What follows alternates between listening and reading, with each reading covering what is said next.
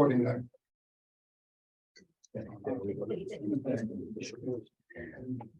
So, without any more ado, I'd like to very much thank Al-Mahdi Institute for hosting us here, and invite Mahmoud to say a few words to us of welcome and a little bit about the work of the Al-Mahdi Institute.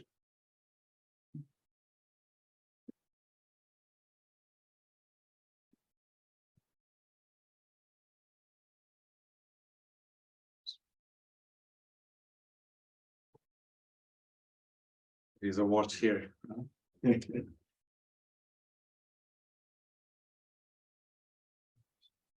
So my name is Mahmoud, and we normally begin with saying Salamun Alaikum, or God's peace be with all of you. I would like to extend a warm welcome to each and every one of you to Al-Mahdi Institute. Some of you have visited before. I see some familiar faces, but it's always a great pleasure to see new faces here as well, and some of you are here the first time. We're honored to host this Saving Energy at Faith Buildings workshop, Lessons Learned from Footsteps.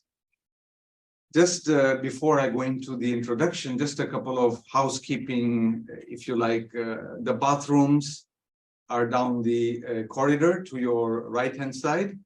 And if you hear the fire alarm, please exit in with the calm and panicky mode, because it would be a fire. We're not planning any drills. And if it's okay, we would like to be taking some pictures. Yeah. So if you have any if you have any objections, please let us know. Yeah. So Al-Mahdi Institute was established in 1993 to be committed to providing an open platform for critical Muslim scholarship through its education, research, and outreach programs and engagement. In fact, we are celebrating 30 years this year. It started in a small room and has successively grown to what you see before you. And I think my lovely colleague Ruxana has given you a tour, and you've had a chance to see some of the building and its lovely gardens. Its unique approach to training future generations of thinkers integrates traditional seminary scholarship with modern approaches to the study of Islam, both in academic as well as in grassroots communities.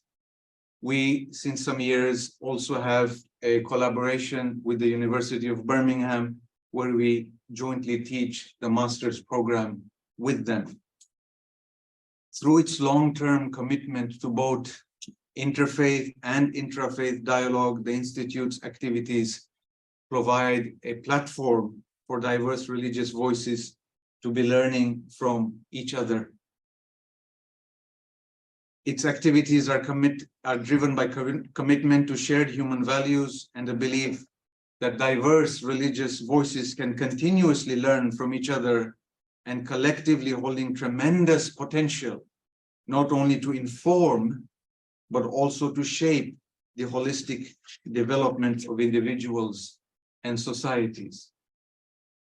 The Institute is also an NGO in a special consultative status with the Economic and Social Council of the United Nations. So by inviting people of all faiths and no formal faith to partake in interfaith events and activities, the AMI also hopes to share the message of peace and oneness taught by the Holy Prophet and his impeccable family to the wider world. And I think my colleague Ruxana just mentioned to you of one such event that we held recently, which was the Big Iftar.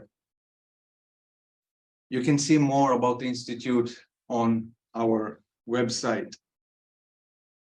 Finally, I just want to end with two things. One is a quote of Khalil Gibran, who said, "I love you when you bow in your mosque, kneel in your temple, and pray in your church, for you and I are sons of one religion."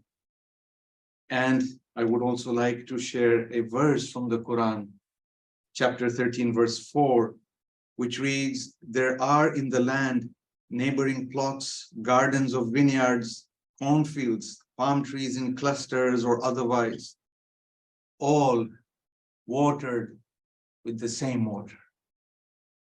Yet we make some of them taste better than others.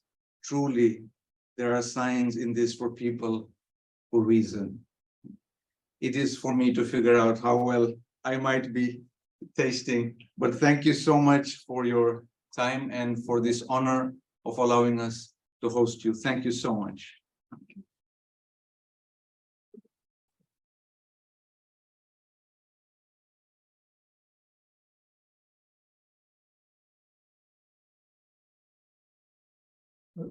Thank you very much, Mahmood, and apologies to those on Zoom who weren't able to see him.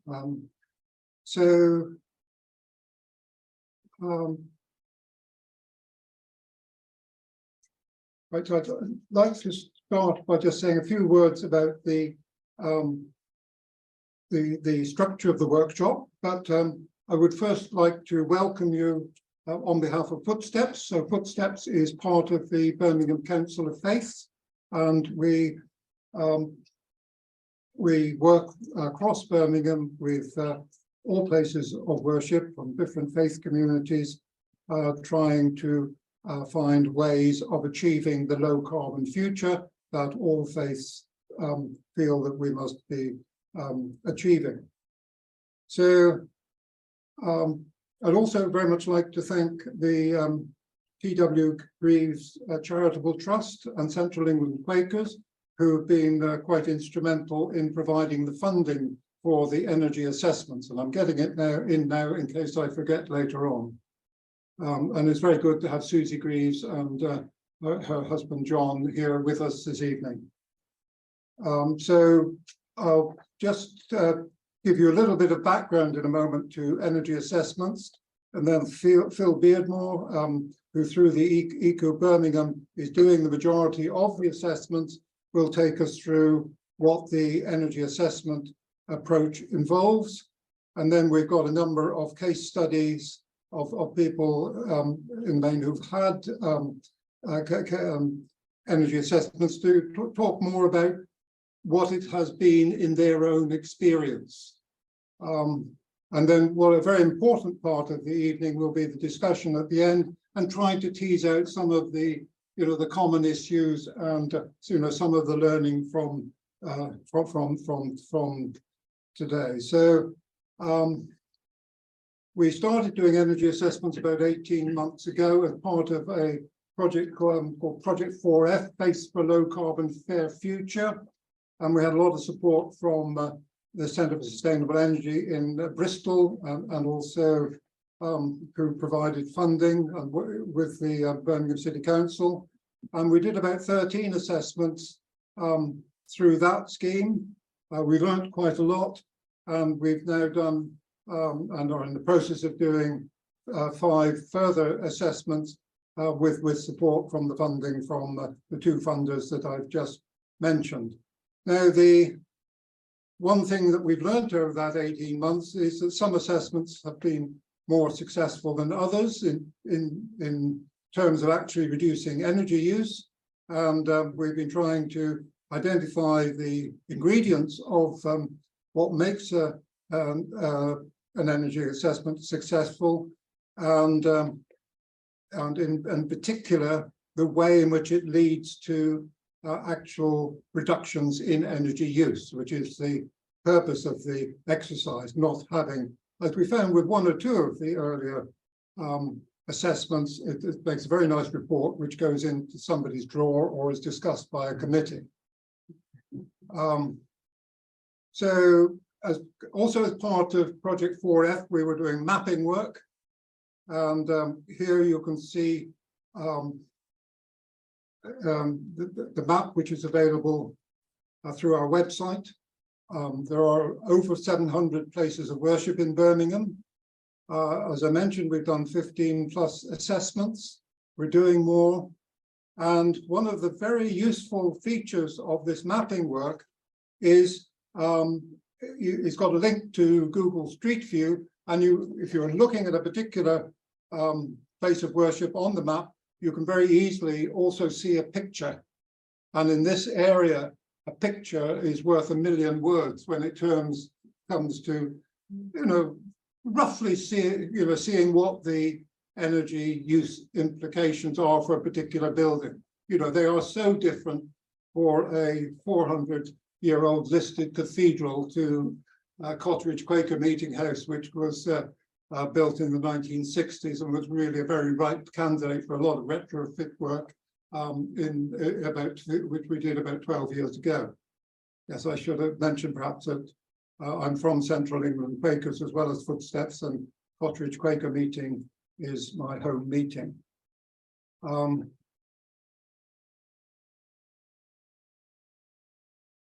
So we're very pleased that the map is also now available through the Birmingham City Council's City Observatory website. So we covered a range of different types of buildings in the assessments that we've done so far, and it's not actually easy to identify what you mean by a place of worship. Do you mean the building? Do you mean the congregation? Or some congregations sort of are moving around the city, meeting in different schools at different times. So the 700 plus are not all churches or mosques or gurdwaras, as the first impression that comes to your mind. Probably only about 2/3, fit the conventional image of a faith building, built and in the same use as it was intended. So all of the pictures that I'm going to be showing you are actually taken from Google Street Views. So we haven't gone around and photographed them. And you can see that, this is the conventional, the traditional church with a cathedral roof, which for many people would be what they think of in the first instance. And of course, there are some faith buildings.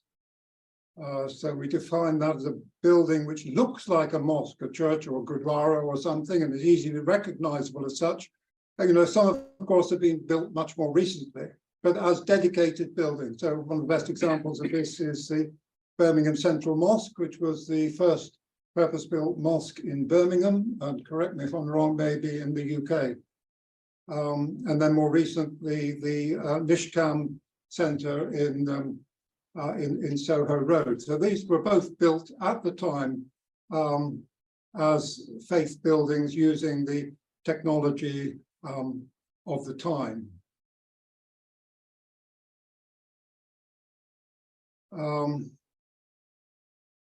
So some faith buildings have been actually converted from their original use. So we've done energy assessments of both of these. So the Sri Ram Mandir was originally a cinema, and I've got a friend who remembers going to films there. And we've got Green Lane Masjid and Community Centre, which is actually a Grade 2 listed building, which was public library and swimming baths. And with buildings of this type, many of the issues that they face are possibly not a great deal to do with the fact that they're used for faith purposes, but they are to do with the type of building and when it was built and what was the building technologies and materials available at the time. Some faith buildings have been adapted or for other uses. So there are a number of churches which, quite a number of faith buildings used to be warehouses or shop premises or lock-up garages. I mean, probably about 20% of the faith buildings of our 700 are of that type. And some are on leases. So, the incentive to actually improve the sustainability of a building which isn't yours, of course, is all different. And one particularly complex set of buildings was the Al-Hijra Mosque, where we did an energy assessment, which is a whole complex. It's quite a large site. You can see that it used to be a couple of semi-detached houses.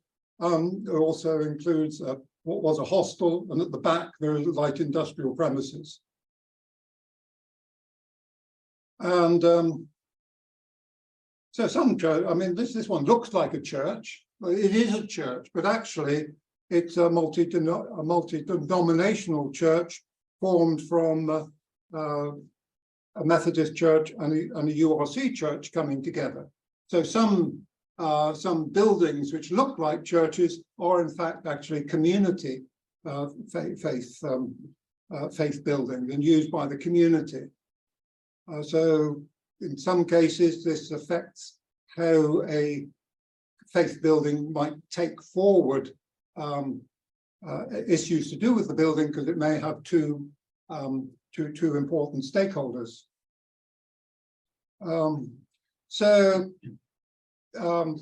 Different types of issues associated with each building type.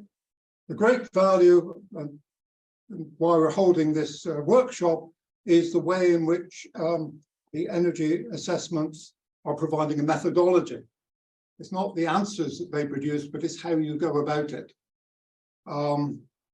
The type, age, and condition of heating systems is critical, because most of your carbon footprint is going to be associated with how the building is being heated.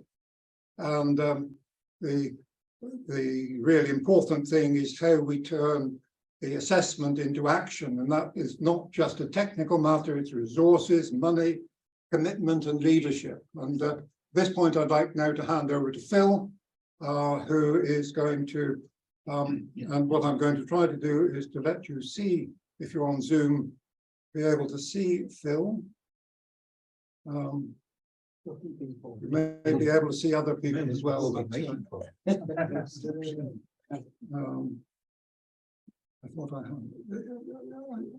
Are people seeing the? We're seeing 8 people, but not Phil. Wait a minute. Yeah. Well, if Phil comes here,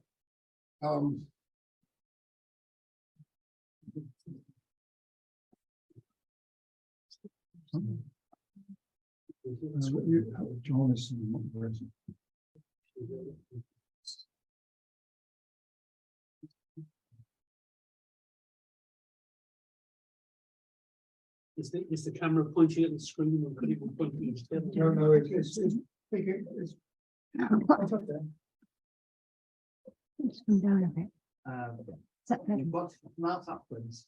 No, if I'm in the camera. That's better. Yeah, I can see most of myself.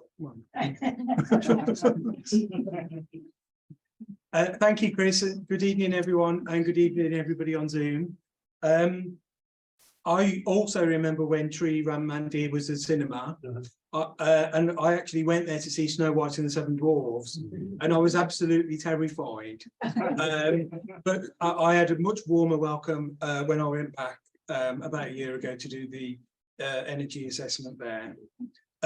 So what happens in an energy assessment? Now, an energy assessment leads to an energy saving action plan and a strategy. I personally don't like the word audit, because I associate audits with something that comes to your management committee of your charity once a year, and everybody says, yeah, that's okay, and does nothing about it. An energy assessment is an action orientated process. And what happens in an energy assessment is that I tell the clients what they should do, where they should do it, when they should do it, how they should do it, and why they should do it. And the reason why I do it that way is because I see a lot of energy advice that just tells people what they should do. So you should have, a new heating system, or you should have solar panels, and that's not enough for most people. Most people need to know when. A lot of people need to know when they should do it. So should I do it now? Should I do it in 5 years? And they need to know the interdependencies. So, for example, if I do this measure, can I do such and such at the same time? And one of the things that I particularly like to do is to align energy advice with people's plans for the building, for planned maintenance and improvements. I often arrive at a building and they say, oh, we had this improvement done and it's made things worse, and we wish we'd have asked you in 6 months ago. And so doing things in the right order, knowing when to do things and aligning it with other building processes. Because sometimes people will install energy saving measures without thinking about its wider implications for the building. And then they have to go back and start again. And that costs them time and money. People need to know how they should do things. So which insulate, okay, we know we should insulate a building. What method do we use? What do we need to be aware of? And why we should do it? Why is this the right measure? What is the impact of this measure? What impact will this make on our fuel bills, on our carbon emissions, and also thermal comfort? Because sometimes people ask for energy advice and that you get one person that's thinking we need to save carbon, one person that thinks we need to save money, and one person thinks we need to keep warm, we need showers that work and lights that work and don't leave people plunged in the dark when they're sitting on the toilets. These are all legitimate concerns, and sometimes people think you can't have all three, but the process of putting together an energy strategy involves balancing all of those three. So it's about what, where, when, how, and why. Sometimes people start off with a particular thing in mind. They will start off with a particular building element that they know needs to be replaced. They will start off with a particular measure that they have seen elsewhere and are curious about whether it would work for them. Sometimes people can have a fixation with a particular part of a building, or they, in a complex building. So maybe you've got a church and a community centre, and sometimes people can't see the wood for the trees, and it's the other building that has got the greatest carbon emissions. So it's important to take a whole building and a whole organisation approach to energy saving.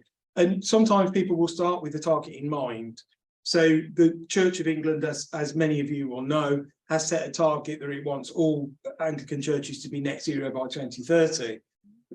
And a lot of Anglican churches are starting to think, what does this mean? Can we do this? And so on and so forth. And so sometimes, that yes, they will start a target and they need to know whether, can they meet it? And if so, how? And if they can't meet it, how close can they get? What will get them as close as possible to that target? So as Chris mentioned, I am a strong believer in the energy saving hierarchy, that you reduce demand for energy first, then you use energy efficiently, and energy efficiency in the 21st century means using energy intelligently, as Roxana has shown you with the heating system here, and then you move on to using lower carbon energy, and reducing demand for energy usually and preferably involves starting with a building fabric, because as Chris said, you use most of your carbon and most of your running costs through space heating, and therefore if you can make the building fabric more energy efficient, then that's great. Often, as we've seen with this building, you can't, because it's listed or because it's physically too big, and so you look at bits of fabric that you can do, but sometimes you accept that there's little you can do to the fabric, and therefore heating systems is the next most important thing for most of you. And when I say heating systems, we need to think of heating systems as a whole. So it's not just about the appliance, it's about the controls and the distribution. And as we've seen here, they've got some they've got 5 different heat boilers of various ages. Some are relatively modern and efficient as a gas boiler is ever going to be. But their heating control systems were very much of the last century, and their heat distribution was also problematic. And as those of you that came on the tour will have seen, there is heat being wasted in the distribution of heat around the building.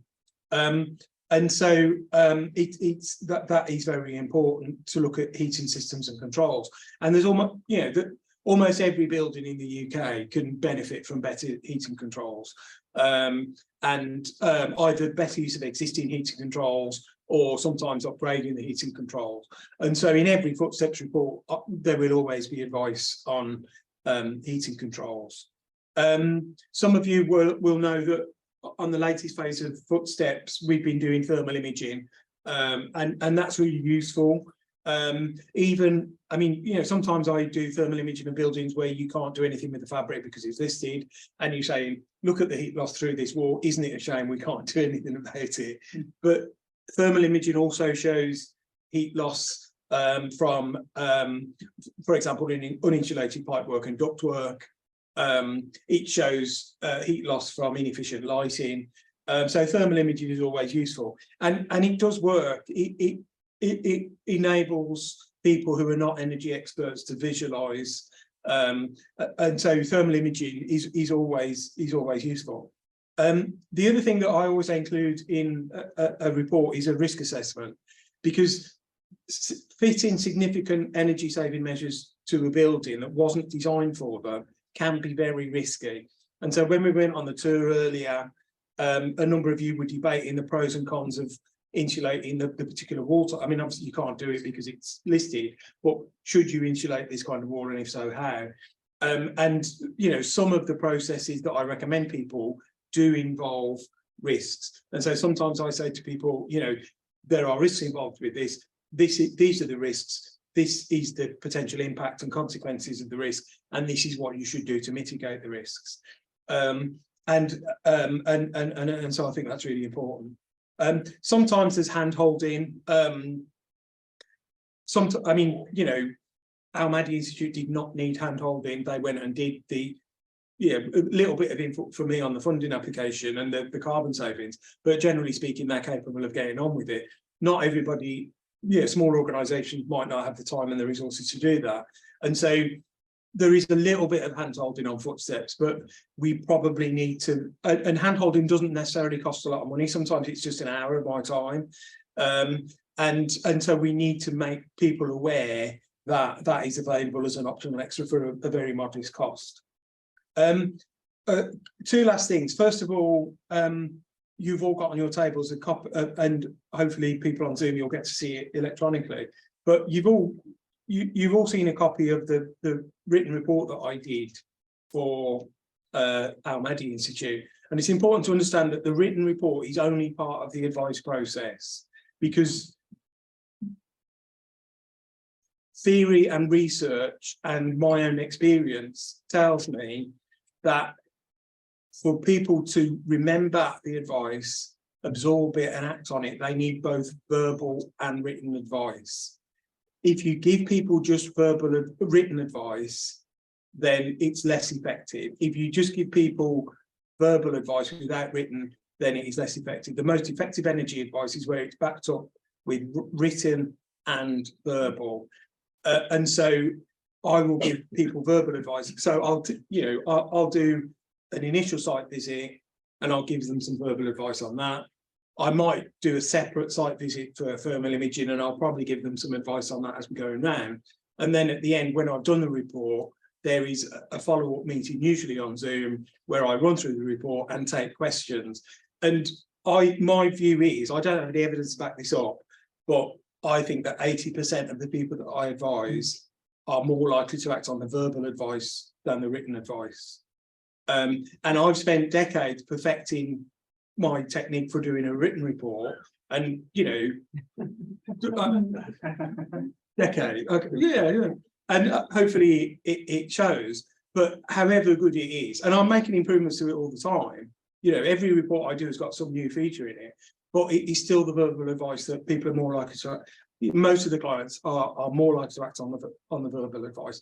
So anybody that's thinking of doing this, anybody out there on Zoom, if you're thinking of doing a Footsteps type project, then don't forget the verbal advice. The last thing is the success factors. Chris said that some of the reports that I've done have led to people taking action and some of them haven't. I think that one of the factors is that in the second wave of Footsteps, we've asked people to make a financial contribution. It's modest. It's still mostly funded through the TW Greeves Charitable Trust and the Central England Quakers, but that financial contribution is important because it gives people a stake in the process. So that's the first one. The other thing is that I think that organisations, businesses, places of worship, faith groups, charities that succeed in doing this are those that embed it into their culture. Yeah, those that see it as an add-on and not central to their organisational culture are less likely to do it. And so where I'm able to do some work with people on their organisational culture, and in London, for example, where there is more money available, then it means that you can do this. Then if you get people to embed it in their organisational culture in terms of their management and their board, and the board taking ownership of it, having a monitoring strategy, boring stuff like that, having a report on a monitoring strategy once a quarter at the board, that's when people are more likely to do it. You need this on your mission statements. I came past Tesco earlier and it said on the Tesco, doing our bit for the climate every day. Now, you may or may not believe that Tesco are doing their bit for the climate, but the point is they're telling people that they are. Yeah. Are you, do your congregation know when they walk in that you're doing your bit for the climate? Is it in your annual report? Is it on the front page of your website? Are your trustees, your governing body and your various committees, are they thinking about this at their meetings? If they're not, it's not embedded into your culture and you're less likely to achieve it. So this, we can talk about buildings, we can talk about technical performance of energy saving measures of heating controls, but it is organisational and cultural change that we need to get organisations over the line and to get them to implement these things that we all know that they need to do. Thank you.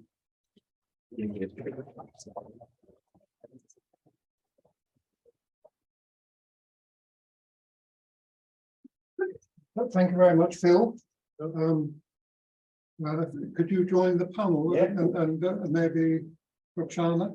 And I'm going to give Nigel a bit of surprise because I'm going to ask Nigel to go on next so that Phil has a chance to rest his voice. But no, we'll take the we'll try and get the camera on the yeah. So if when the panel are speaking, if they could stay where you are, Nigel, stay where you are. The microphone comes to you. And what's that workshop? We need to once again. Musical chairs. Yeah. Sorry, we're playing musical chairs at the moment. You have to take the camera. Yes, to point it in. Hold on.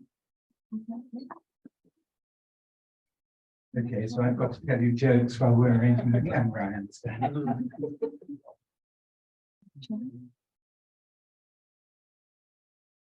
My name is Nigel Lloyd, and I'm here representing ACOX Greener. And I am by origin a civil engineer, but I stopped practicing as a civil engineer about 30 years ago.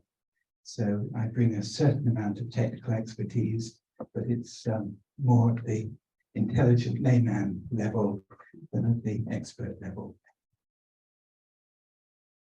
On You're Zoom, winning over there. you can see Chris. Someone pointing it. Can you see Nigel on the camera now? No. Yeah, I can still see behind the election. Maybe there's a. I've got some slides. I can see him. They would be better than seeing me in any case. Yeah, why don't you put this on the slide?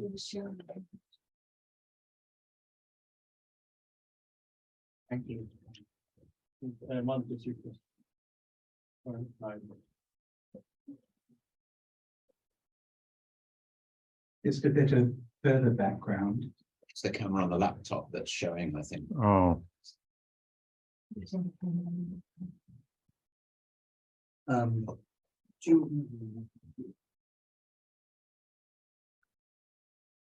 Okay, ACOX Greener is a community association, which is in the two wards, the two suburbs of Birmingham, Acox Green, not surprisingly, and next door, Tyseley and Hay Mills. And we included Tyseley and Hay Mills because it contains the Tyseley Energy Park and is therefore a good source of expertise. Am I going to get the slides up on here at some stage? Yeah. Sorry. Sorry, currently, Chris, we've got your face on the Zoom. It's because we've got the wrong camera. It's coming through, it's picking up. So hold on, I'll get mine. Would it be sensible to talk from the left? Yeah, maybe. We've still got the problem, we don't want to see me, we want to see the slides. Well, they can share the slides. I think the speaker needs to go on. Correct? Yeah, If you could, We do a show notes. good idea. I think that might be helpful.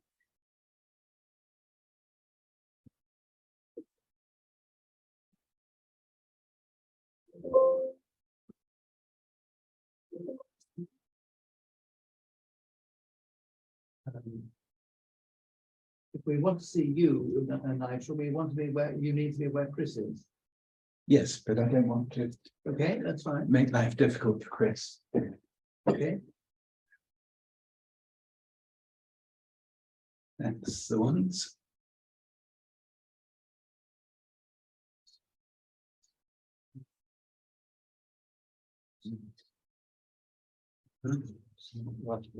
Everyone now. So Acox Greener was approached by Footsteps, or informed by Footsteps of the project. And so we sent information out to all the different faith groups in Acox Green and Tyseley. And one of them responded, which was the Baptist Church. And they said, yes, we'd be very interested. Now, I was meant to be two people here. I was meant to be, Pastor Graham George was meant to be here as well. And he also runs a food bank, cooking meals for people in the area. And he starts at 3 o'clock each morning. And so he said, I'm terribly sorry, Nigel, would you mind if I go to sleep rather than coming? So I'm afraid that you're lumbered with me. Should I come and join you, or? No, I'm fine. no, you're fine now. Okay. They could also, Just- the little picture currently of your head together with the slides. We could see a picture of Nigel with the slides if Nigel were to go where you were. Yeah. And then if you just Okay, click to progress the slide. brilliant. I can do that. Yeah. Now it's safely behind a parapet, so much more secure. Okay, so let's move on. Acox Green has a Baptist church, and it has quite a large site. On the far left, you'll see the Arthur Moore Hall, which is late Gothic, rephrase that, late Neo-Gothic. And next door to it, there is a little house, which is also part of the estate. And the house is rented out to a trust that deals with housing nearby. Then on the right-hand side, you can just see the church, which was built rather later in the arts and crafts style. And then next to that, in the middle of the picture, is the Glyn Edwards Hall, also arts and crafts. So there's two halls, a lot of rooms, and a large church. The congregation now is about 40 people. So it is quite difficult managing to keep all of that going, plus a food bank, plus a lot of other things that they do. So they were absolutely delighted, because the energy bills had been becoming increasingly difficult, absolutely delighted to be part of the Footsteps project. Now, I was intending to come later on, so I don't intend to tell you about the effect on the energy. That's for some of the other projects to tell you. I want to tell you about the other impacts that it had, which I think have been equally important and perhaps might not be included otherwise. So, reduced congregation I've mentioned, high utility bills you can almost take for granted. The Arthur Moore Hall, that one on the extreme left, is a large venue. It goes back far beyond what you can see there. It used to be the initial church when it was built, and it is energy inefficient as can be. I was about to say as hell, but this is clearly inappropriate in this context.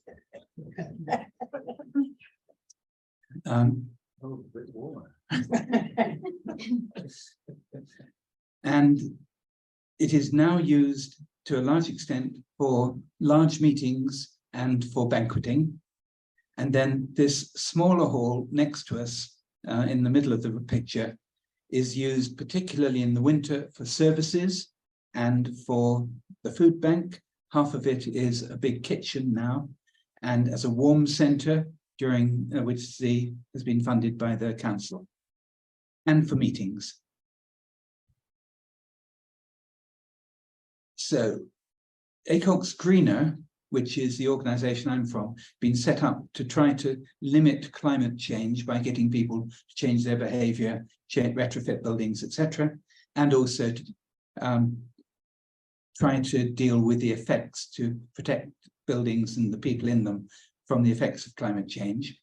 And as well, there's another community group in ACOX Green called the Focus Group, which concentrates very much on trying to protect buildings, streets, trees, the fixed environment.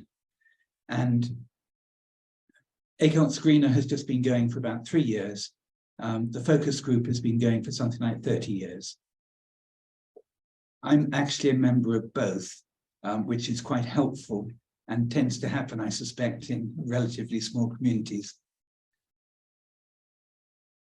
So with regard to ACOX Greener, ACOX Greener is particularly interested in trying to reduce greenhouse gas emissions, as you'd expect.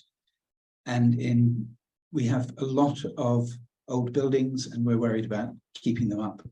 And we are worried, particularly with the Baptist Church, about the loss of community facilities. We've also been worried about the gradual deterioration of the building as it's not been maintained very well. And there was a plan to demolish that building in the centre of the picture, the Glyn Edwards Hall, and replace it with a 2-storey office block. This, as you might imagine, caused a lot of upset in the focus group. And in fact, it wasn't suggested by the church, it was suggested by the people who hired the little building that you saw, who run a local housing area. And so, as a result of that application for demolishing and putting up a new building, then, which was a pretty ghastly building, then the focus group was very much in suspicion of the Baptist Church and didn't like to talk to them. There was a great general disruption which continued. So I learned about it when I moved to ACOX Green 6 years ago, but this had all happened many years before that, but it did not help. The project, Phil Beardmore's survey, which I have huge respect for, was augmented afterwards. When we've had the survey, then the ACOX Greener and the focus group came together with the Baptist Church in order to see what we could do about it, how we could help. We needed to get things to do with planning permission, need to do things to do with money and getting a decent design. And we wanted to make sure that we did it without upset and antagonism. And so within both ACOT Screener and the focus group, we had John Morris, who is, he used to be a chief planning officer in Birmingham. So we had a lot of planning expertise. And he brought in somebody called Joe Hollyoak, who is an expert at national level, I believe, on listed buildings. Particularly, he's, I think, chairman of the Victorian Society, for example. So we got him to come along, and John Morris as well, to come along to a subsequent meeting with Phil and with the Baptist minister in order to look at what things could be done, particularly about the fabric, particularly about insulation, in the context of those three buildings. And so one of the major outcomes of the project, I feel, has been developing trust and collaboration. And the fact that I've been asked by the pastor to come and speak on his behalf, I think demonstrates that quite nicely.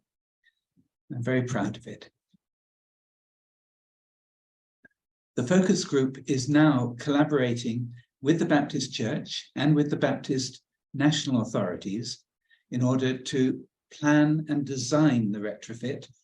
And for example, on the Arthur Moore Hall, the neo-Gothic one, we think we are going to be able to put external wall insulation, because although it's very highly decorated at the front, at the back, where nobody can see it from the outside, it's plain as can be, and would actually be enhanced by having external wall insulation rather than detracted.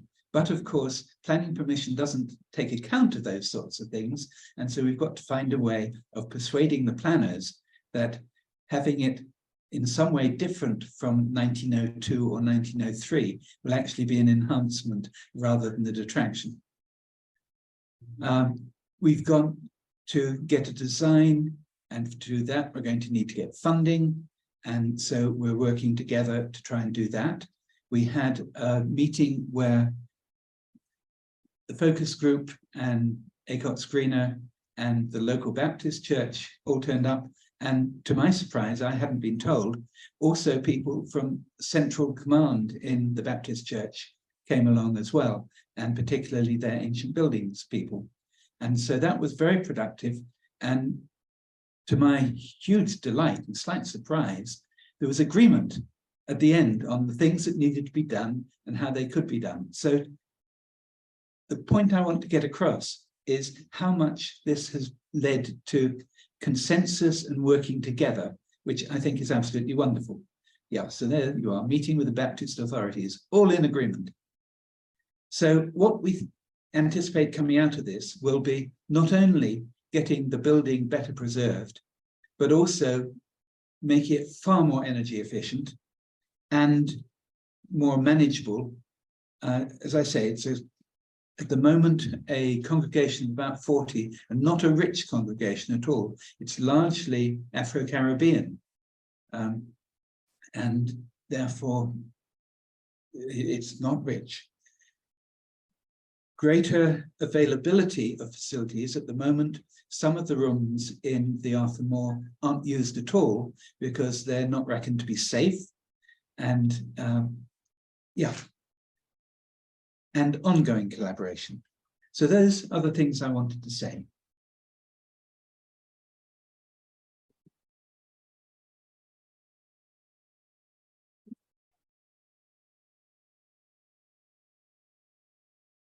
Okay, so thank you very much, Nigel. And we're going to follow that with a contribution from Claire. And while she's doing that, I'm going to try and do a bit of technical stuff now. Fine, okay. Do you want me to just? Just speak into that. And, Lovely, okay. We can hear her but not see her. yeah, well, I'm trying to fix that. Is that all right? Well, shall I get started? Okay, that's fine. So I'm Claire from Selly Oak Quakers, and I do want to just take the opportunity to say thank you to Footsteps for the energy assessment, and good to be able to also say thank you to Susie particularly for helping fund that. Okay, so In 2011, Quakers made a commitment to become a low carbon sustainable community. So this obviously had implications for how we live as Quakers, but also for our buildings that we use to hold our public worship. So, how did a small group of Quakers in Selly Oak go about making their building more sustainable? And I would also like to add, we're not hundreds of people, we're about 40 people. Okay, and I think what was really helpful, we're not on our own with this. We are part of a regional group. And the Trustees Property Committee, Selly Oak Quakers have had a lot of support and advice. The committee also administer a fund which we can apply to, and Selly Oak Quakers did receive £5,000 grant towards the sustainability work, and we were also offered an interest-free loan of £10,000, which in fact we haven't taken up. We have used our own resources. I think the committee has taken real interest in the work that we've undertaken, and we've been able to report and update. And I think that's really made us not feel on our own with the work, because we have a 1926 building, again, not particularly easy to insulate. Okay. So on the kind of local level, okay, out of these 40 people, who's going to take this work forward? Well, we have a premises committee, it's very small. We have 3 volunteers and myself as a part-time meeting house manager. We kind of meet every couple of months, but of course, in that time, we're doing a lot of the nitty-gritty of maintaining the building and all that, all the decisions that you have to make. But as our whole community, they've asked us as a premises group to make it a real priority and focus to make the building more sustainable, and then kind of bring our recommendations back to the whole Quaker community. And I think it's important just to say that, because it isn't just a small committee making the decisions, it is actually the whole community that is involved in the decision-making process. Okay, so back to the assessment. Although we've done some work, I think, Phil, as I'm sure you know, your assessment really kind of set our agenda and gave us the impetus to move forward. I've actually got the assessment here, and Phil actually came up with 7 key recommendations for us. And I know there isn't time, so I won't go into all the detail, but we have actually worked on 3 of those major actions. So we've already done significant change to our heating system, a fair bit of insulation where we can insulate. We've done a lot of work on the lighting, so everything now is all LED. But I think one thing that I'm going to spend a little bit of time talking about is something called a de-stratification fan, which is actually something that Phil recommended as part of the heating strategy. And I think, being very honest, when Phil came to talk to the premises committee, I think there was only one member of the premises committee, John Ironside, who had any idea of what you were talking about. And I think what was, again, Phil's talked about the verbal thing. Actually, it was really helpful that you talked to us and explained, sat in our building, in our main room, look, this is what you could do. You encouraged us to go to Church in Lichfield, who'd already got a de-stratification plan in place.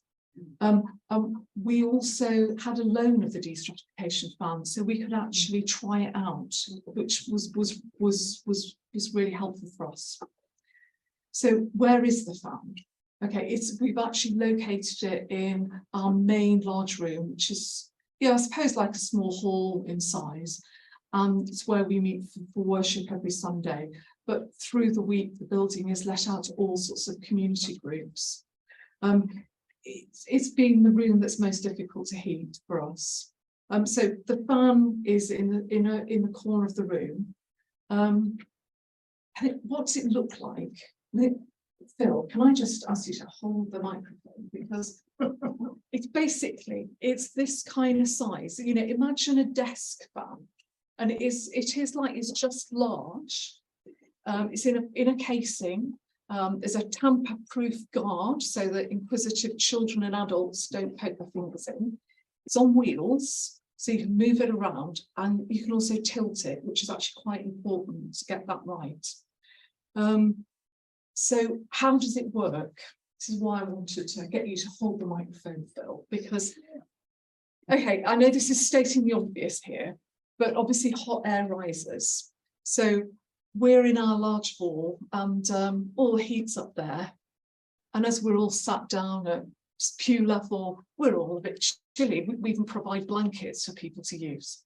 Okay, so the destratification fan, and I hope I'm getting this right, Phil, basically it creates a vortex, which is a kind of upward motion, which then drives the hot air that's at the top, drives it down.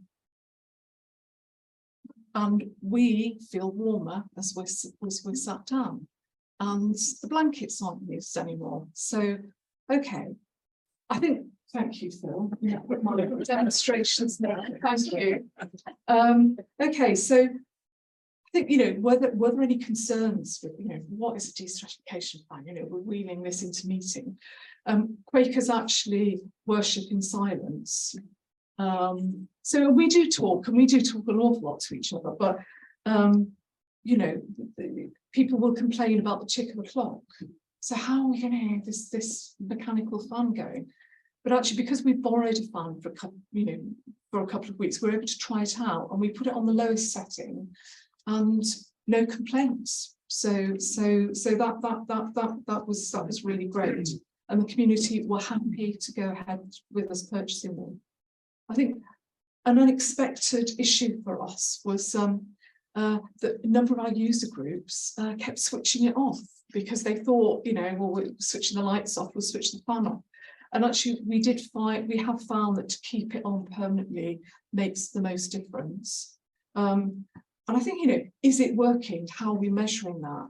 I think the answer is yes, it is working. And the one member of our premises committee who's very technical, yes, he has been taking daily temperature readings, and I'm going to quote him here. It has reduced the high to low level temperature difference. And so he's very clear that it is going to reduce our bills, but more importantly, you know, keep everyone feeling warm. So, you know, for us, it has been a real success. I think I've probably done my 7 minutes, Chris, have I? So I know you're trying to keep very much your time, but I know there'll be opportunity. Thank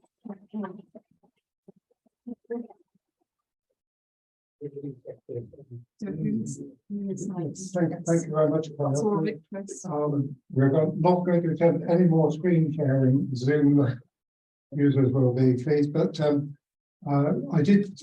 the tables have a copy of the energy assessment for the Al-Mahdi Institute on them, and also if you are joining on Zoom, you should have had an email from me this morning with a copy of the PDF. So Phil, I'm not going to be sharing the PDF. Okay. Yeah. So whatever you would like to say about the actual energy assessment at the Al-Mahdi Institute. I'm going to hand over to Roxana for that, because I think she would. I think we need to hear them from the client's point of view. So over to Roxana, and if I've got anything to add, then I will. But I suspect that Roxana will be so eloquent that you'll all be amazed. Thanks, Phil. Thank you, everyone, again. As a charity, obviously in the 19th century building, we had a number of problems with the building. Like I said, not being able to maintain heat within the building because of the poor insulation, and also the wastage of heating, especially unoccupied rooms. So our energy bills are actually around 50k per annum, and for a charity of our size, obviously it's a lot of money. And with our increased activities, so we're holding a lot more weddings and events within the building. Our research activities have taken off. So we're using obviously the electric and gas a lot more often, and with the current rate of energy bills, it would have been impossible to sustain all that. Currently, we're quite lucky to be on tariffs before the increase, but that will be ending next year. So we'll be feeling the pressure next year. So that's why it's really important to implement these changes now rather than later, so that we can see the difference that it can make. So actually a well-wisher recommended footsteps to us, and they mentioned that the assessment has been done in several other religious organizations. So we had Phil come over at Christmas time last year, and we had the assessment done, and some of the major points highlighted on the assessment and some of the recommendations were obviously number one was heating systems, so getting more efficient heating systems, improving the insulation of the pipework, LED lighting, and then in the future solar panels and also secondary glazing for the windows. So we've actually implemented obviously the heating systems and the LED lights, and we'll be looking into the insulation for the pipework. And then obviously once we've gotten over the 30k cost of the heating system, we'll be looking at the solar panels and the secondary glazing as well. But obviously because it's such a large building, we have hundreds of windows. So I imagine it's going to be quite expensive, but we will be looking into that as phase 2 of the assessment. So as I said, the cost of the actual system was 30k in total. And we were lucky to, also suggested by Phil, was a grant funding, if I can find the name. It's a Great Birmingham and Solihull fund, local enterprise partnership, and they offer up to £10,000 in funding each year for organizations within Birmingham and Solihull. And we successfully managed to get the full £10,000, bringing our cost down to 20,000. So again, it was a lot, it was very beneficial. And we aim to pay that back over the next 4 to 5 years, based on the number of savings that we can make. And obviously, I've talked through the system anyway. What we've installed, the radiator valves, the room sensors, and obviously the automatic control of the system, which can all be operated by a smartphone. So you can essentially control the temperature around the whole building just from your smartphone. That was it really. I would just like to obviously thank Footsteps for all the great work that you're doing. Thank Phil for all the time that he took out in helping us in this process. We've managed to reap the benefits, thankfully. And I really recommend for any organizations looking to lower their energy consumption and become and use less, reduce their carbon footprint, to go ahead and get the energy assessment done. So thank you, everyone.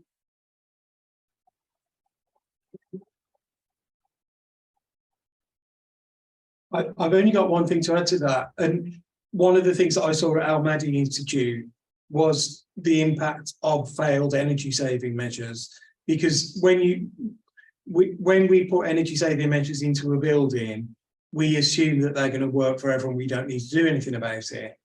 And in the case of this building, I found 2 examples of energy saving measures that had failed. One was some pipework insulation, which hadn't been installed correctly. The pipework was in the wrong place, and the pipework had deteriorated because it had been eaten by rodents. And the thermal imaging showed the heat loss from it. The other one was when I went into the loft, where at some point in the recent past, somebody has put in quite a lot of insulation, which is great. But I went into one of the loft spaces and somebody had moved the insulation to do some kind of repair in the loft and not put it back. And this is something that I see a lot of. energy saving measures that have failed and people aren't aware of it, because why would you be?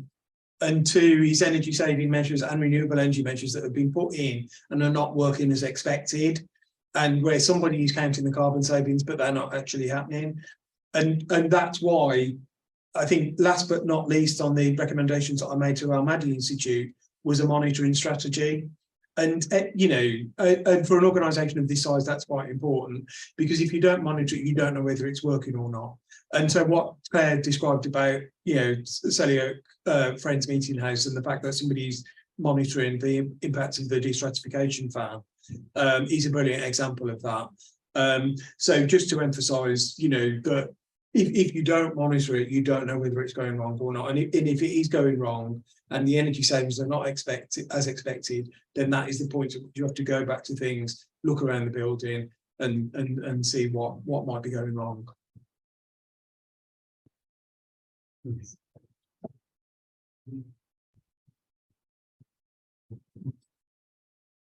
Thanks very much, Phil. So Tarang is going to give us a short perspective on, from a Hindu temple perspective.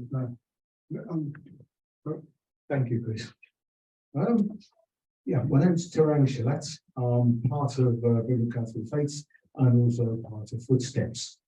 We haven't had the benefit of Phil's report, so what I will be able to say to you is that the building that I go to, my place of worship, is called the Sri Hindu Community Centre. It's in Tyseley. The church was built in 1920s, and when we purchased it, it was derelict for about 10 years. So there was a lot of renovation work that needed to take place. It did have an oil-fired central heating system with a large tank at the back, which we replaced it with central heating at that time. But we had the usual problems of the roof, the tiles, the pigeons everywhere. So you can imagine that a building that's left derelict for 10 years, it did need some work doing to it. What we have done is that the building has two parts. One is where we converted it as a temple, which is on the first floor, and it had a seating area around the perimeter of the building. What we did was remove that and created a concrete floor. So the ground floor removed all the wooden beams and had concrete floor with underfloor heating with it, and also the first floor we had underfloor heating. So, and that was the most efficient way of heating the building.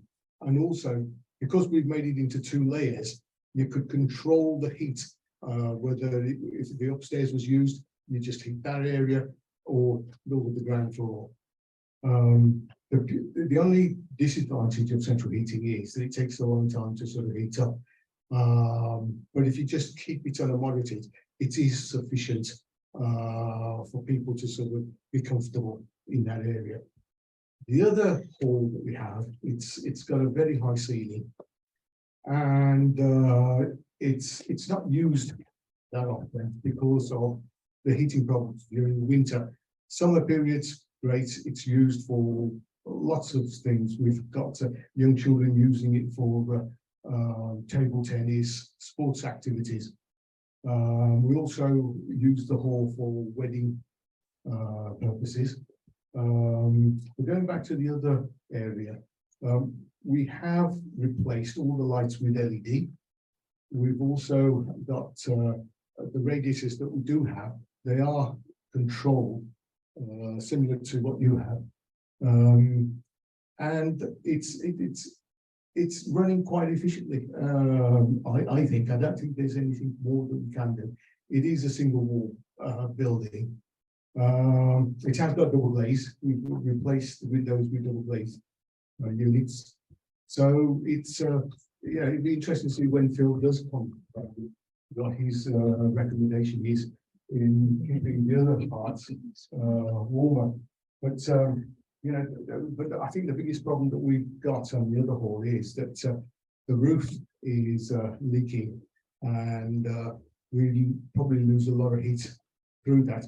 Oh, that reminds me also that when we do heat, it's air duct heating, and we've got fans on the ceiling, which then it pushes the hot air down. So that's how we've sort of solved the problem of pushing the hot air down, and that seems to work okay. But being a large area, we've got air duct heating, and that takes about half an hour for it to heat up. That is comfortable. That's comfortable. I think that's about it, really. We've got doors that are draft proof. We've done that. We've also in the toilets, we've got lighting that comes on when you go in. Luckily, it hasn't sort of switched off when someone's been in there. So we've got the modern equipment in that. I think we've done as best we can, given what we have. It'd be interesting to see if Phil comes up with better recommendation on things.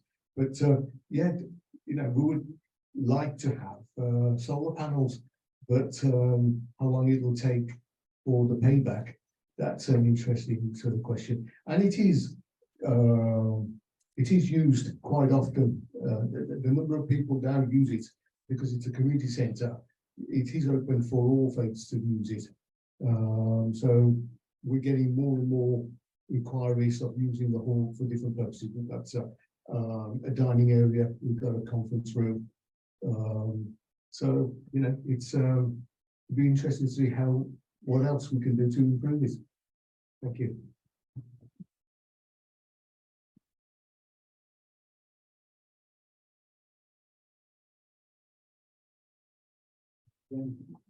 Talking at you for quite a while, and I've been struggling with the Zoom as well. So are there any sort of comments or reflections from participants here? And yes, okay, so we've got I think I'll just have to take the microphone to you. Phil, I'm interested in knowing whether you would recommend radiant heating in places like this, and I think particularly the point that central heating has to be on for a long time to get the heating up. Radiant goes direct to the person. I'd be glad to hear your views on that. Do you want me to take that now? Well, we'll take a question. Fine, mainly still. Question or comment when you at the microphone, you spoke quite a lot about listed buildings and them being a problem. I'm just curious whether that's things that you face with buildings or a perception that aspects can't be done in listed buildings because of their status. So, Peter, I think. Like to thank all the speakers, etc. It's a huge problem. In some ways, it's an evolutionary thing. As energy bills rise, and Cotteridge Church, for example, seems to spend something like £800 a month on its energy bills, and this is a complete waste, of course, and so on. And the churches that can't rein in those costs and have a usable building are simply going to go bust and go out of business, basically, at some level. But it's true that we also have a heritage whereby we've had vast amounts of free energy or relatively cheap energy all through the 50s and 60s, to the point that we just sort of let it leak away, and the whole country is in an appalling state as far as energy efficiency is concerned. And we do need to get governments to address energy efficiency of all buildings, let alone faith buildings. But my final point really is that it's very interesting to see people who've managed to do it, and thank you, Al-Mahdi Institute, for showing us in some ways the way, so that we can point to these things and say it is possible, even in a listed building or even in a converted change building, to make an improvement that has savings which are a payback. So thank you for that. Okay, so would Phil and other panel members wish to comment on that? Margaret, thanks for that question. Do you mean infrared panel heating? Yeah. Yeah. I know of churches, the case studies on the General Synod website that have switched entirely to infrared panels. I think there is a place for infrared panels. It is a different form of heating. Something that I've recommended to some of you is under pew heating. So where you've got fixed pews, and I know not everybody has, and and fixed pews are a feature of Anglican and Catholic churches, typically, and occasionally URC, and Selly Oak Friends Meeting House. And where there's where there are fixed pews, you have the possibility of under pew heating. And underfloor heating is also a very efficient way to heat a place of worship. What did the Romans ever do for us? The answer is underfloor heating. And so if you go to Roman villas, if you go to Hadrian's Wall, you will see that the Romans introduced and early Christian churches in this country, and I've seen Christian churches that were built as late as the 17th century with underfloor heating, and then in the 20th century people decided that radiators were best, and now people are starting to think, can we have underfloor heating?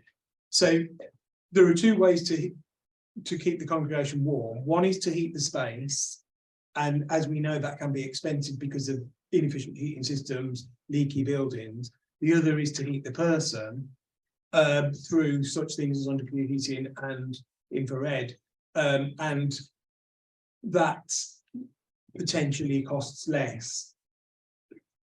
What I've said to a number of clients recently, inside and outside footsteps, is you have the option of a mixed strategy where you still have space heating. You change the way you use the space heating in the way that Claire described. You should do that anyway. And then you use under-pew heating, infrared, to top it up. So the answer is it varies from building to building, depending on the way it's used and what is available. But yes, there is certainly a place for infrared heating. On the question on planning issues, listed buildings conservation, the first thing to say is I'm not a planning expert. And so what I will do in a footsteps report is to give limited advice of my understanding of what being in a conservation area means and being a listed building means. And so in the case of this building, it's in the Bourneville Conservation Area. The Bourneville Design Guide gives there are pros and cons to the Bourneville Design Guide in terms of energy efficiency and renewable energy, but it is quite explicit about what you can and can't do. And that was actually quite helpful for me to advise Al-Mahdi Institute about how they might go about solar, on the understanding that solar is not a panacea for this building, and that you should do the heating controls first. And similarly with the listing, so Acox Green Baptist, I was able to give limited advice. I think when I talk about cultural and organisational change, we've seen examples of that from the panel tonight, and that is why these organisations that you see here are moving ahead with stuff. Interesting thing about Acox Green Baptist is that Nigel and Graham have succeeded in getting together a group of people, including experts on heritage from a planning point of view and from a Baptist heritage point of view, and they built a relationship, and it's those relationships that are changing the way that they perceive their building and starting to get people to come to a consensus about what can and can't be done with it. I've got a client who is not part of Footsteps because they're outside Birmingham, but they manage a building which is early 19th century listed building. They've had real problems with the local planners. Somebody recommended a planning consultant to me. I had a meeting with the planning consultant. They said, this is how we would go about it. And I said, okay, you know more about this than I do. This is not my area of expertise. And that particular client has now engaged a planning consultant. So what Nigel has managed to get for free, this client has paid somebody to come in and advise them, and progress is starting to be made. Because what I learned from this planning consultant, and I'm giving away their secrets, is that it's knowing what questions to ask the planning authority. So you've got people, you've got the local authority, you've got, English heritage, I'm sorry, you've got dioceses, and various bodies that have an influence on planning, and knowing what they're looking for, asking them what they want and presenting it to them in the right format is the key to getting their support. So yeah, that's it. It can be done, and I think Nigel and Acox Green and Baptist Church have shown that you can make progress on it. Could I add one little bit to that? One of the things that we've been gathering, however, is that the final decision on planning permission is a terribly subjective one by the planning officer, and that one can do one's best to provide good arguments, etc. But we are going to have to, I suspect, rely on prayer in order to get the right decision. Thanks very much. I'd like to invite, well, all Footsteps work is also about a just transition, not just reducing energy. So I'd like, first of all, to invite Tokir from Footsteps member, to make a brief comment on, how this fits into some of the issues in his communities that he's very familiar with. And then I'd like to ask Edward Duquay to come in from O2C, just to give us a brief comment on how this fits in with his work and the publications that he has been involved with. So Tokyo first, and then hopefully we can get with the technology a brief contribution from Edward as well. Yeah, I think I'll stand here for the Everyone. yeah, okay. We can't see him Stand with the left. here. You need to be standing in this camera. If he's behind the chair, Move towards the wall. Yeah, bit back behind terrain. Okay, yeah, so hello everyone. I'm a Muslim, so Muslim meeting is peace to you all. I'm an advocate for Footsteps, and I've been doing a lot of the community connecting. So my role has been very much connecting with lots of different faith communities. And to share a Muslim perspective, I'll share with you some insight into some of the challenges. One of the challenges is definitely kind of the cultural aspect of it, like doing things the same way, and there's so many challenging services, as probably a lot of you probably know. There's so many things that, with limited funds, things that you already do. A lot of mosques, for example, have food banks, so there's growing needs. And one of the things that we identified, I think Phil can agree with me, is what we learned later, but we didn't know at the time, was who's the key person. I was doing my best trying to find a contact from the mosque, but what we didn't think about, but what we learned later on there, is actually it's not very clear on the mosque website about the structure. It's not really understood. It's something for all the faith-based worship to think about, is as how, if anyone looking on your website knows what each person's role is, and how we can get in contact with them. And I think, and also, what their responsibility is, or who is the decision maker. I think that would have really kind of benefited going forward as a my work. And language barriers, English isn't the first language. I speak English, I was brought up here, but my parents' generation, many of them came from Pakistan, Bangladesh, where we have a language issue. And at a finish point, we worked with Kamran from Bahu Trust, and he supported Footsteps with a video for the Muslim faith community video, which is a 3-minute video, which is with the words of the Holy Quran, with guys. And what we're hoping to do, I've been doing my best to sharing it with Muslim faith worship, to see how we can use the tools that people use today, like their phones, like social media. What other means can we do to get information and support to them? So I think I'll finish off there. So yeah, thank you very much.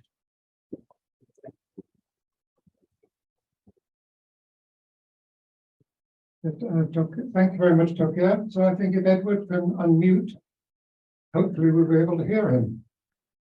Sure, thanks. And sorry, I would have put a shirt on if I'd realised I was speaking today. Caught me slightly unawares. But I suppose what I've been working on the last 2-3 years is a carbon transition framework, essentially, for Catholic dioceses. And at the top level, we've been providing documentation on carbon strategy, all those things at the managerial level. And I got in touch with Chris and John recently about we've just made available a places of worship decarbonisation guide at the lower level, at the congregational level.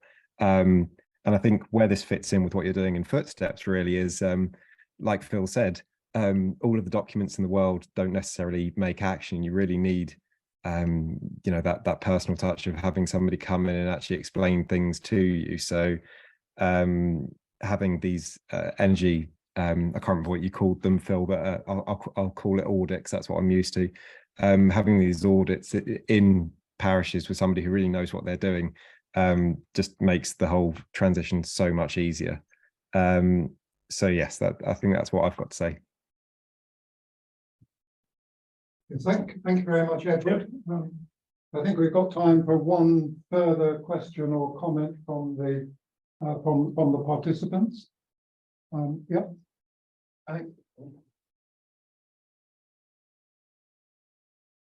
Hope you can mind a little bit of encouragement, particularly if you've got an older building. If we're talking about decarbonisation, you've actually got a lot of embodied carbon in your building already.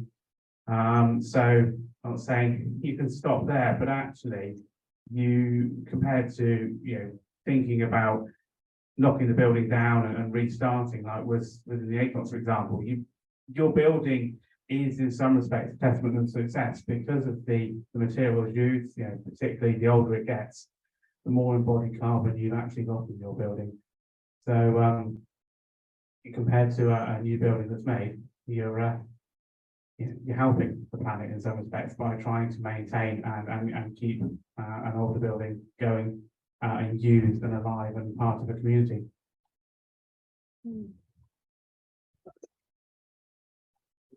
Thank you very much. I think we could. One final word from Nigel. Sorry. One thing that we haven't really mentioned, which I think is very important and which is related to faith communities, is schools and young people and youth groups, which I think are absolutely essential for changing behavior, for helping them to change their ways of thinking, and also getting them involved in your faith communities. So I just Would wanted you to like say to that. mention the Solar for Schools? I'd love to mention Solar for Schools.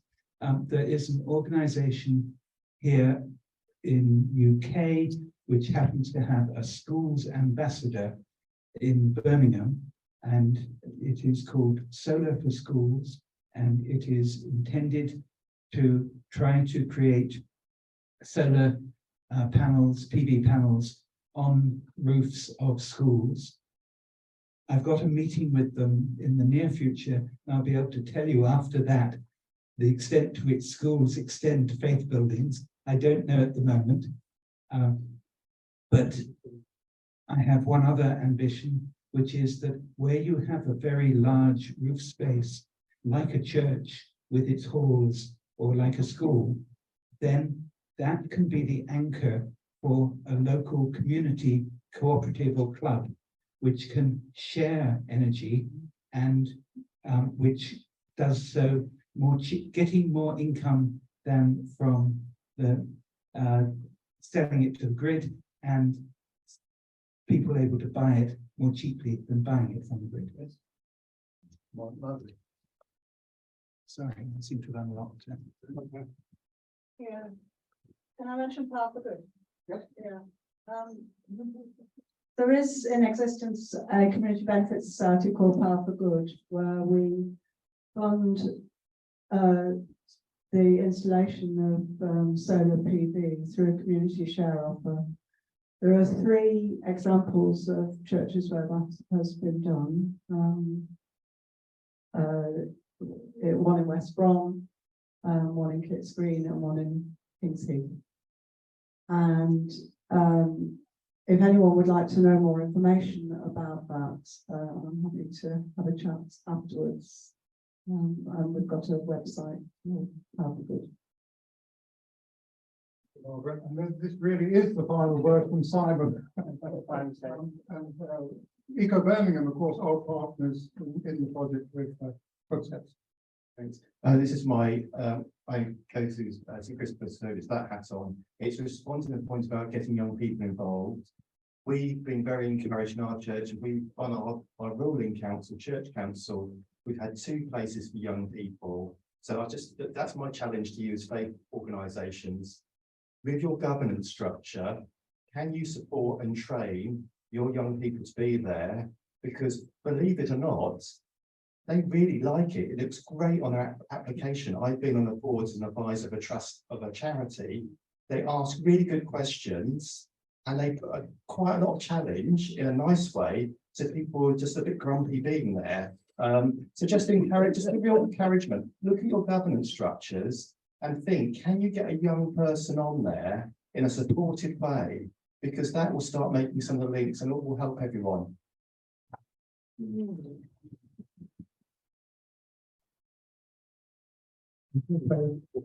Thank you very much, Simon. Perhaps I should also add that working with young people is also a Footsteps priority. We have lots of plans and ideas, but they will be for another workshop. So thank you very much for everybody coming this evening. Thank you to the panel and to the speakers. Thank you to the TW Greeves and Central England Quakers for supporting with funding. Susie and John came all the way from London. They came by train, they cycled here, and they warned in advance that they'd have to leave spot on 8:30 to get the last train back from New Street. So they're not here in person to be thanked. So thank you, everybody. I hope we don't have to leave the building immediately. So there'll be an opportunity to have a chat amongst ourselves before we move in our different directions. So thank you very much again. Thank you.